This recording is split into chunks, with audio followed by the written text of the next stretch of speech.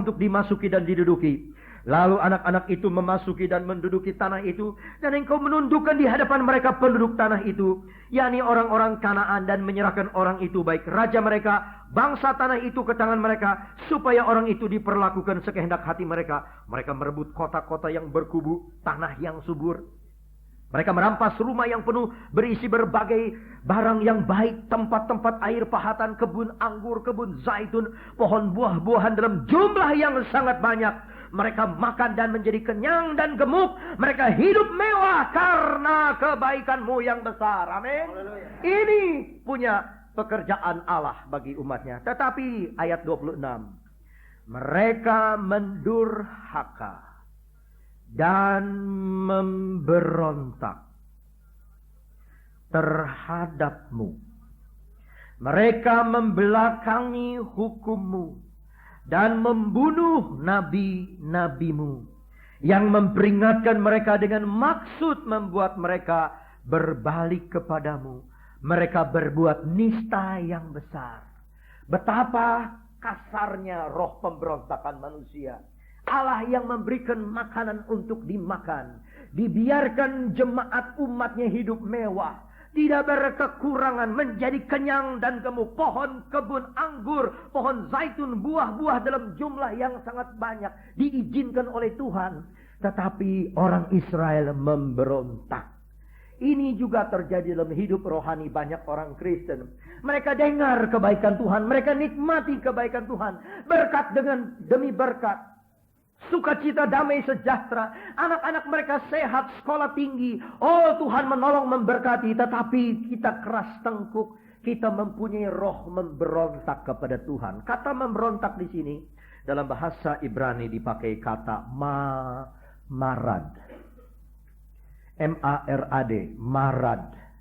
Berontak secara halus. Berontak secara halus. Berontak secara halus. Saudara-saudaraku, dalam sejarah Israel, kalau orang Israel lagi dijajah, Tuhan kirim nabi. Nabi Yeremia menangis untuk Israel. Pada waktu orang Israel keluar dari jalur firman Allah, Tuhan kirim Nabi Yesaya untuk menyadarkan. Tetapi pada waktu orang Israel memberontak, Tuhan kirim Nabi Yehezkiel.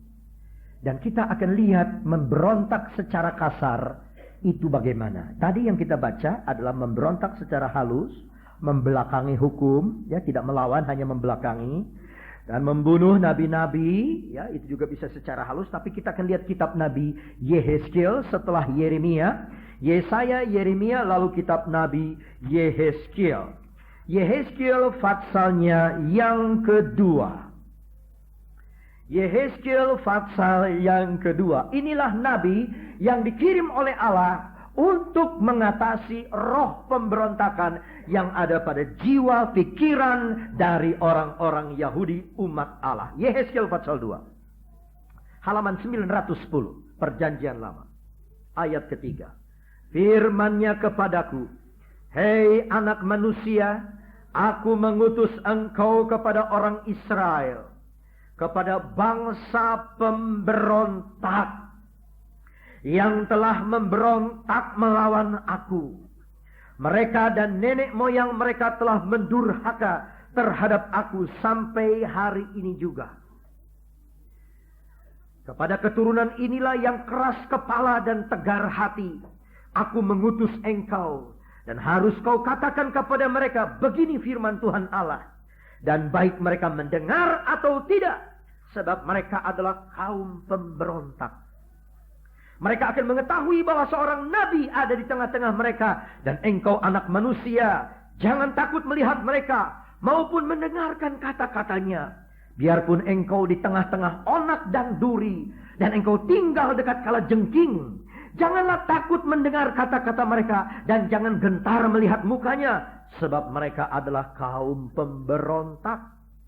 Sampaikan perkataan-perkataanku kepada mereka, baik mereka mau mendengar atau tidak, sebab mereka adalah pemberontak. Ayat 8. Dan engkau anak manusia, dengarlah apa yang kufirmankan kepadamu. Janganlah memberontak seperti kaum pemberontak ini. Ngangakan mulutmu, makan apa yang kuberikan kepadamu. Aku melihat sesungguhnya ada tangan terulur kepadaku. Dan sungguh dipegangnya sebuah gulungan kitab, lalu dibentangkannya di hadapanku. Gulungan kitab itu ditulisi timbal balik, dan di sana tertulis nyanyian-nyanyian, ratapan, keluh kesah, dan rintihan. Seolah-olah hati Allah merintih, berkeluh kesah, meratap. Sebab umatnya memelihara roh memberontak. Berapa kali saudara baca? Berontak, berontak, berontak. Ini bukan orang kafir, bukan orang dunia. Umat Allah Israel. Dan memberontak dalam Yehezkiel dipakai kata Meri, M-E-R-I-Y. Yang artinya melawan dengan segala kepahitan, dengan kekasaran, dengan segala kemarahan. Melawan telak-telak, melawan terang-terangan kepada firman Allah. Ini Meri. Kalau marad adalah melawan secara sembunyi, melawan secara pelan, melawan secara tenang. Orang bahasa Sunda berkata ngeleyed. Oe, iya, tapi nggak dikerjain. Iya, oe, tapi nggak dikerjain. Inilah saudara-saudaraku, roh berontak. Ini belum berakhir. Yehezkiel pasal 3. Ayat 9. Seperti batu intan yang lebih keras. Daripada batu kuteguhkan hatimu. Jangan takut kepada mereka dan jangan gentar melihat mukanya. Sebab mereka adalah kaum pemberontak. Ayat 27. Tetapi kalau aku berbicara dengan engkau, aku akan membuka mulutmu. Dan engkau akan mengatakan kepada mereka, beginilah firman Tuhan Allah. Orang yang mau mendengar, biarlah ia mendengar. Dan orang yang mau membiarkan, baiklah membiarkan. Sebab mereka adalah kaum pemberontak. Berkali-kali saudara baca firman Allah ini bahwa orang Israel disebut kaum pemberontak. Ya, kita sedang pelajari firman Allah supaya saudara tahu ini ya. Yehezkiel pasal 17.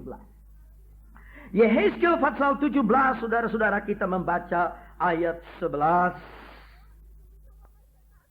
Firman Tuhan kepadaku, katakanlah kepada kaum pemberontak, tidakkah kamu mengetahui apa artinya ini? Katakan, lihat Raja Babel datang ke Yerusalem. Dan ia mengambil rajanya dan pemuka-pemukanya dan membawa mereka ke Babel baginya. Ayat 14.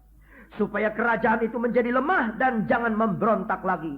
Juga supaya memegang teguh perjanjian itu dan dengan demikian tetap ada. Ayat 15. Tetapi orang itu memberontak kepadanya dengan menyuruh utusannya ke Mesir. Supaya ia diberi kuda dan tentara yang besar. Saudara-saudara, karena Israel memberontak, Allah izinkan Raja Babel datang menjajah.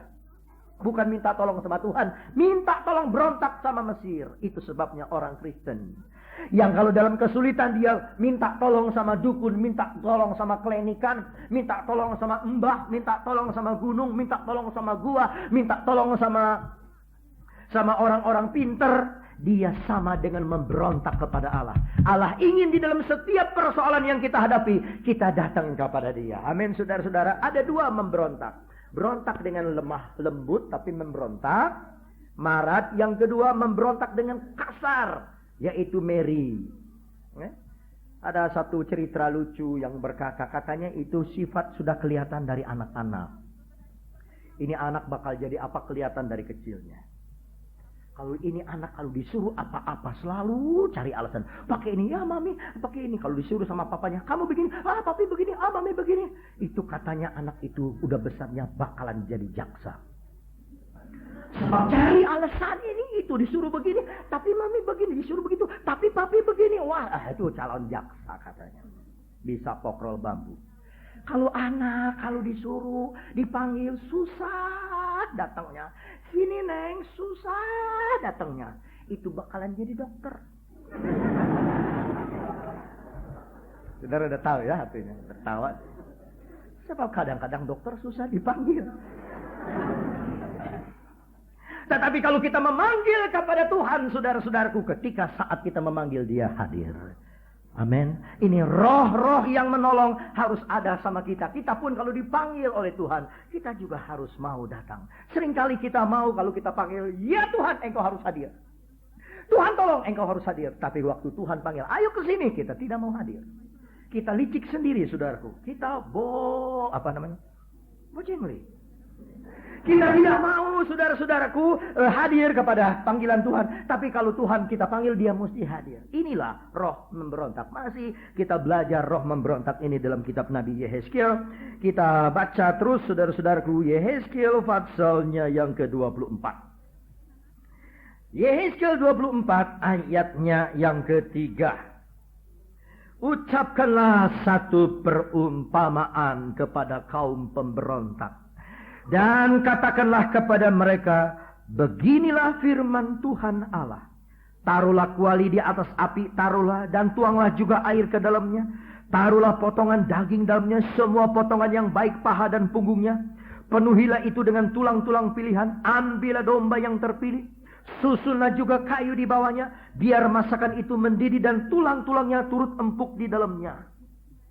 Oleh sebab itu beginilah firman Tuhan Allah. Celakalah kota yang penuh hutang darah. Kuali yang berkarat di dalamnya, karatnya tidak hilang daripadanya. Orang yang memberontak saudara-saudaraku di hadapan Tuhan seperti kuali yang berkarat. Dia tidak bisa menyenangkan hati Tuhan, dia melawan. Rohnya itu roh melawan. Walaupun secara halus, ya mungkin kita kena singgung firman Allah. Kita nggak marah di luar, dalam hati kurang ngajar, kuda sikat. Emangnya pendeta cuma dia sendiri. Emangnya kebaktian persekutuan Tuhan cuma di sini aja. Enakan aja. Mulai minggu depan lo lihat gue nggak datang lagi lo. Pelan, tetapi itu roh memberontak. Ya roh memberontak. Coba saudara panggil anak saudara. Waktu dia berontak, waktu dia tidak mau. Itu roh ada saudara. Oh, hati-hati dalam hati kita. Jangan sampai ada roh melawan kepada Tuhan. Yehezkiel 44. Yehezkiel 44. Saudara-saudara kita baca. Ayat yang ke-5 mulai. Tuhan berfirman kepadaku. Hei anak manusia, perhatikanlah baik-baik. Lihatlah dengan teliti dan dengar dengan sungguh-sungguh segala sesuatu yang hendak kufirmankan kepadamu. Mengenai peraturan-peraturan rumah Tuhan. Dan tentang segala hukumnya. Dan perhatikanlah baik-baik siapa yang diperbolehkan masuk ke dalamnya. Dan siapa yang harus ditolak dari tempat kudus. Katakan kepada kaum pemberontak. Yaitu kaum Israel. Beginilah firman Tuhan Allah. Cukup perbuatanmu yang keji, hei kaum Israel. Yang membiarkan orang asing, yaitu orang yang tidak bersunat hati maupun dagingnya, masuk dalam tempat kudusku. Dengan kehadirannya mereka menajiskannya waktu kamu mempersembahkan santapanku, yaitu lemak dan darah. Dengan berbuat begitu kamu lebih mengingkari perjanjianku daripada dengan segala perbuatan yang keji yang sudah-sudah. Allah marah saudaraku, sebab di dalam tempat kudus orang Israel bawa orang-orang luar, orang-orang yang tidak bersunat hati, tidak bersunat daging katanya. Mereka datang hanya untuk ikut saja, nonton kebaktian. Bagaimana cara orang Israel berbakti. Tetapi hati mereka tidak ada di sana. Hati mereka penuh dengan pemberontakan. Hati mereka tidak mau sungguh-sungguh diubahkan. Mereka datang keluar, masuk keluar tempat kebaktian itu. Tidak ada perubahan. Yang keras tetap keras. Yang kotor tetap kotor. Dikatakan oleh Allah, dengan demikian itu satu pemberontakan di hadapan Tuhan. Hei kaum Israel. Saudara-saudaraku, inilah yang membuat berkat Allah tertahan-tahan. Inilah yang membuat berkat Allah seret mandek. Tidak full jatuh kepada kita. Sebab apa? Mungkin ada roh pemberontakan. Mungkin ada roh yang melawan. Mungkin ada roh yang tidak menyenangkan firman Allah. Ya. Saudara, saya katakan bahwa Allah yang kita sembah itu punya keinginan, punya kerinduan, punya kemauan. Kita harus sejajarkan, kita punya keinginan, kehendak, kemauan, kerinduan dengan keinginan, kemauan, kehendak daripada Allah. Jangan terbalik. Tuhan harus nurut saya. Ini nggak bisa. Kita yang harus nurut Tuhan. Kita nggak boleh maksa kehendak kita sendiri. Oh Tuhan, jadikanlah kota Bandung ibu kota Amerika Serikat. Nggak bisa, saudara. Itu bukan kehendak Allah. Itu kehendak kita. Saudara berkata, oh Tuhan, jadikan saya menikah dengan dia, Tuhan. Jodohkan saya dengan dia. Nggak bisa. Itu orang udah ada bininya. Tidak boleh dipaksakan, saudara-saudaraku. Oh Tuhan, jadikan ini. Tidak boleh. Itu orang sudah ada suaminya. Betapa kita sering kali, saudaraku, bertanya-tanya, bertele-tele dengan Tuhan. Tuhan, kalau begini boleh nggak? Ini sudah tahu kita nggak boleh. Tuhan bilang nggak boleh. Kalau ini juga nggak boleh. Kita udah tahu. Boleh nggak Tuhan? Tuhan bilang nggak boleh. Kalau ini nggak boleh, ini boleh. Yang ini boleh nggak? Kita punya roh memberontak, roh bertanya, roh melawan kepada Allah. Dan itu sebabnya berkat tidak datang kepada kita. Mari kita kembali kepada Nehemia 9 tadi. Kalau sampai saudara masih bingung ketemu Nehemia, udah ampun keterlaluan. Tadi udah kita buka, masa kita nggak ketemu lagi. 542, Nehemia pasal 9. Ayat 26. Kalau saudara nggak mau buka Alkitab, itu juga roh memberontak. Nehemia pasal 9 ayat 26 saya baca. Tetapi mereka mendurhaka dan memberontak terhadapmu. Mereka membelakangi hukummu. Mereka membelakangi hukummu. Dia nggak robek Alkitab. Dia nggak lempar gereja. Nggak menganiaya orang Kristen. Tapi dia membelakangi hukum.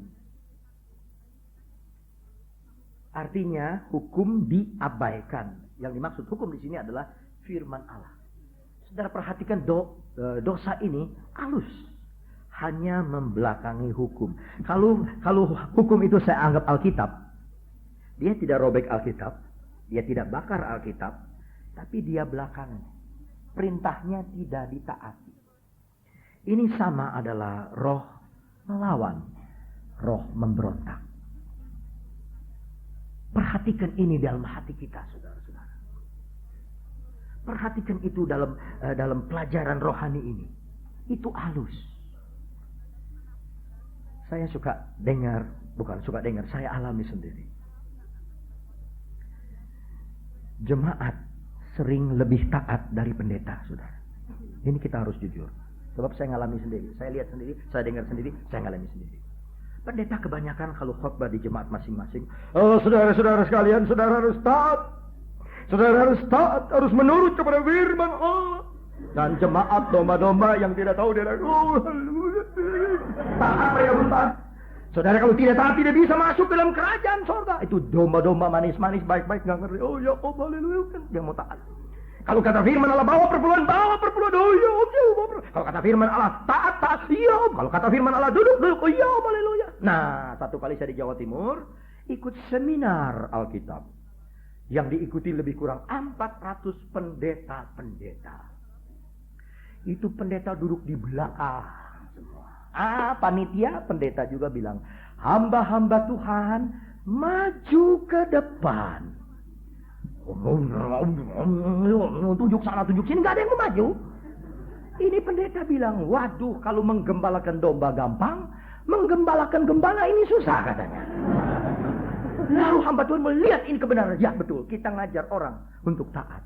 Kita sendiri harus taat. Jadi saya suka katakan, jemaat seringkali lebih nurut dari pendeta. Ya? Di Bandung saya KKR, saudara-saudaraku, semua itu sudah penuh.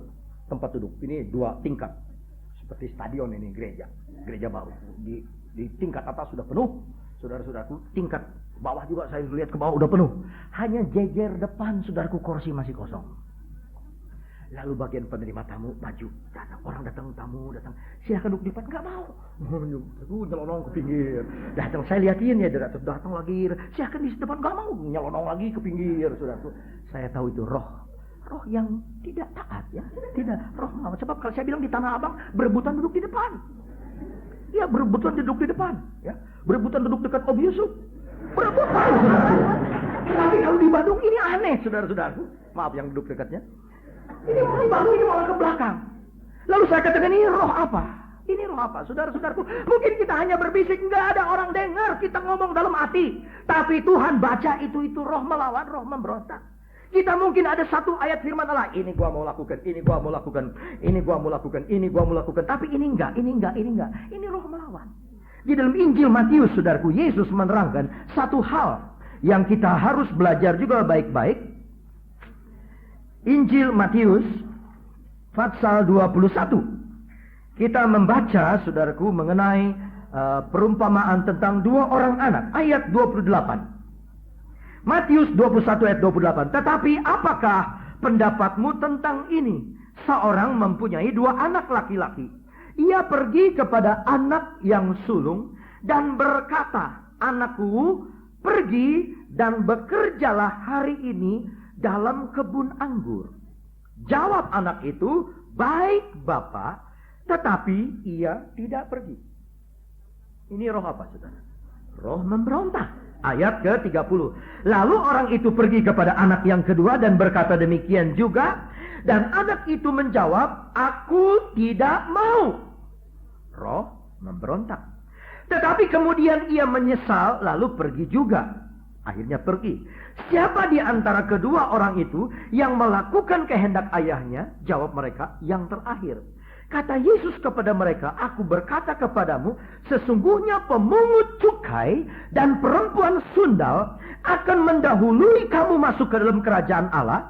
Sebab Yohanes datang untuk menunjukkan jalan kebenaran kepadamu, kamu tidak percaya kepadanya. Tetapi pemungut cukai dan perempuan sundal percaya kepadanya. Dan meskipun kamu melihatnya, tetapi kemudian kamu tidak menyesal dan kamu tidak juga percaya kepadanya." Apa yang Yesus sedang ajar di sini? Saudara-saudaraku, orang Kristen, umat Allah terbagi dengan dua bagian. Anak yang pertama, kah kita? Atau anak yang kedua? Dua anak ini, saudaraku, mempunyai roh yang sama, yaitu roh memberontak. Anak yang pertama, saudara-saudaraku, berkata, "Baik, Bapak," tetapi ia tidak pergi. Betapa seringnya kita berbuat begitu. Dalam kebaktian kita dengar firman Allah, kita berkata, "Amin, amin, haleluya, haleluya." Hanya sampai di amin, hanya sampai di haleluya. Amin, amin, amin, amin, amin. Hanya sampai di situ. Dan firman Allah bukan hanya di amin-amin begitu. Dia harus ditaati. Ada orang Kristen seperti anak yang pertama. "Amin, Papa," tapi tidak berbuat. Lalu anak yang kedua, orang Kristen yang kedua adalah anak yang berkata, "Tidak mau." Dia kasar, dia tolak dengan jelas, "Aku tidak mau." Tapi di akhir cerita dia sadar. Dia kenal diri, "Aku ini sudah salah. Aku sudah melawan Papa. Aku sudah memberontak. Aku mau menurut sekarang." Berapa banyak orang Kristen yang diminta untuk dibaptis? Gampang, bro. Itu kan hanya lambang saja. Gak, kalau lambang saja, Yesus mau apa dibaptis? Mau apa Yesus dibaptis kalau hanya lambang saja? Mau apa itu Yohanes Pembaptis capek-capek di padang belantara, bengak-bengok, teriak-teriak pakai baju kulit unta, "Bertobatlah kamu dan terima baptisan." Kalau hanya lambang saja? Itu kan hanya lambang saja, bro. Ya sama saja. Kapan mau dibaptis? Gampang, bro. Aduh, saya mah udah tahu dah, roh itu mah sama. Itu sama, roh tidak taat, roh melawan. Yang kedua bilang, "Gak mau." Saya ingat waktu saya bilang mengenai baptisan air sama Pak Utomo. "No," dia bilang, "gak mau." Gak bisa. Gak bisa, Pak Ondatu. Sama. Oh ya, saya hanya sembahyang saja sama Tuhan. Satu persatu bertakuk lutut, Tuhan sendiri yang panggil. Ada lagi satu bilang, "Gak bisa, gak mau, gak bisa, gak mau." Gua mau nonton dulu di Cianjur. Udah nonton di Cianjur, dia gak tahan, gak bawa baju, gak bawa celana. Sudah mau bapakkan, "Saya mau dibaptis sekarang, saya mau dibaptis sekarang." Waktu saya KKR baru pulang dari Manado ini, saudaraku. 3 hari KKR di sana. Kebaktian terakhir jam 11 malam. Ada satu suami istri, dia jalan 30 km jalan kaki. Pendeta berkata, "Nanti hari Minggu ada baptis." Dia bilang, "Tidak tahan, saya mau dibaptis sekarang." Dia sudah sadar kepentingannya kepada Tuhan. Berapa banyak anak Tuhan? Soal baptisan aja. Gampang. Gampang deh. Gampang. Ya, sama kayak satu emak di Cianjur. "Ayo mak dibaptis." Gampang cuy. "Mak terima baptisan udah." Aduh, mau tunggu apa lagi mak? Uncuan bosu. Ada untung gak ada rugi. Gampang cuy. Gampang cuy. Sampai dia verlam lumpuh. Udah lumpuh baru dia kirim cucunya, "Kasih tahu Om Yoyo, emak mau dibaptis." Aduh, lagi sehat, lagi gagah, lagi perkasa, tidak mau dibaptis. Sudah lumpuh mau dibaptis. Tapi pendeta ini tempat sampah. Segala apa yang busuk, yang jelek, yang bau harus diterima. Juga kalau ada yang ngajak makan sebentar, saya juga terima. Sudah. Dan ini ibu dia digotong oleh cucunya, masuk di bak baptisan. Aduh, 2, 3, 4 orang turun ke ini ibu. Setengah digendong, kita baptis dalam nama Yesus. Masuk dalam air, keluar. Dia jalan, saudara-saudara. Sampai mati dia tidak lagi sakit. Jangan saudara mulai berkata, "Gampang, cuy." Kalau ada yang katakan, "Mari kita belajar berpuasa dan berdoa." Aduh, Eka nggak bisa puasa. Eka mah, kalau kita puasa, Eka nih mah. Rohnya sama. Kita berdoa semalam suntuk yuk. Aduh, Eka nggak bisa. Eka nggak bisa. Terus dia muap-muap saudara-saudara. Eka nggak bisa. Tapi kalau lihat itu film Madonna dan Padonna, John Travolta, saudara-saudaraku, sama malam suntuk matanya begini, mau tidur ambil korek api diganjel supaya tidak tidur. Tetapi kalau sudah soal Tuhan, aduh nggak bisa, nggak bisa. Ini semua rohnya sama, halus atau kasar, sama roh melawan. Nah, saudaraku, di stopan lampu ada merah, kuning, hijau. Lalu ada mulai kuning terus ke merah. Tiba-tiba ada satu Mercy 300E. Dia kebut, dia terabas itu lampu merah. Wut! Saudara berkata, waduh, dia melawan, melanggar lalu lintas. Saudara setir mobil, kurang ajar itu orang. Kebut, melanggar lalu lintas. Saudara jalan pelan-pelan. Pelan tapi terus aja juga. Sama, saudara. Sama di hadapan Tuhan. Ditilang tetap goceng, saudara-saudara. Sama. Dia yang ngebut cepat atau pelan, sama hukumnya. Jadi di hadapan Tuhan, yang kasar, yang melawan, yang keras, yang kasar, yang keras melawan Tuhan, sama yang kalem, yang ngeleyet, itu sama. Dia melawan, itu sebabnya saudara. Dua anak ini menjadi satu gambaran. Apakah kita jadi anak yang pertama, yang hanya lip service? Baik Pak. Baik Pak. Haleluya. Baik Tuhan. Ku kata ya, aduh. Ku kata ya. Ku kata ya Tuhan. Ku kata ya Tuhan. Ku kata ya. Serahkan itu dosa kepadaku anakku. Jangan dulu dong Tuhan. Saya masih sayang nih, ini dosa yang kecil. Ini kan dosa putih. Serahkanlah dirimu. Ikut terima baptisan. Nanti dulu dan nanti. Nanti. Tunggu. Saudara tahu kalau bakar jagung di puncak? Bakar jagung. Udah mang, sebentar lagi. Sudah mang, sudah matang ini sebentar lagi Neng. Sudah mang, sudah sebentar lagi gosong saudara-saudara. Ada orang Kristen yang bilang nanti tunggu jadi Kristen gosong. Mari pada malam hari ini jangan ada roh melawan, jangan ada roh berontak. Saudara bisa lihat ini di mana-mana. Dan itu hanya bisa kita dengar dalam 1, 2, 3 kali percakapan. Kita sudah tahu yang kita ajak bercakap ini punya roh apa. Ada orang gak kebaktian lagi. Kenapa sih dia gak kebaktian lagi? Gak tahu tuh ada persoalan apa ya gak tahu. Terus dibesuk sama pendetanya. Kenapa sih yang gak kebaktian lagi? Enggak Pak. Repot boeng Pak. Lagi boeng. Pekerjaan. Tapi sebetulnya itu datang dari roh melawan. Dari roh berontak. Dari roh yang tidak puas. Dari roh yang tidak senang. Saudara-saudaraku, ini hati-hati. Ini hati-hati. Ayat terakhir kita baca. Yohanes 12. Yohanes 12 kita lihat contoh terakhir dari roh berontak ini. Yohanes pasal 12. Dikritik satu korban kepada Yesus. Rohnya sama, roh berontak. Roh kritik, roh melawan, roh berontak. Akhirnya apa? Gantung diri. Saudara-saudara, perhatikan sekarang roh ini di seluruh dunia. Kemarin satu anak dia suruh saya dengar. Coba dengar videonya Madonna. Dia nyanyi Madonna ini. Papa don't preach. Papa jangan khotbah. Itu ngajar anak-anak muda melawan sama papa. Seluruh dunia setelah dengar lagu dari Madonna itu. Anak-anak muda berandal tidak mau taat sama orang tua. Dia lawan. Sebab dengar ini nyanyian. Papa don't preach. Jangan khotbah. Apakah saudara pernah dengar anak saudara kalau saudara kasih tahu ke sana, udah jangan khotbah, jangan ngomong, bawel. Saudara, itu roh apa? Roh melawan, roh berontak, roh berontak. Ya. Hati-hati saudara dengan roh ini, Lalu pada waktu dia nyanyi, dia injak-injak bawah, dia banting kakinya. Seolah-olah kalau ada papa mama tuh di bawah, diinjak-injak aja tuh. Ini roh melawan, di mana-mana saudara. Akhirnya kenapa? Gantung diri. Roh berontak adalah roh yang menuju kepada bunuh diri. Roh melawan akan masuk kepada roh bunuh diri. Hati-hati dengan roh ini. Oh saudaraku, kita minta kelepasan daripada Tuhan. Oh Yesus, aku terima Engkau, aku mau taat, aku mau nurut. Aku mau menurut. Ya. Supaya kita juga mengerti bahwa Tuhan mengasihi kita. Asal kita tidak berontak kepada Dia.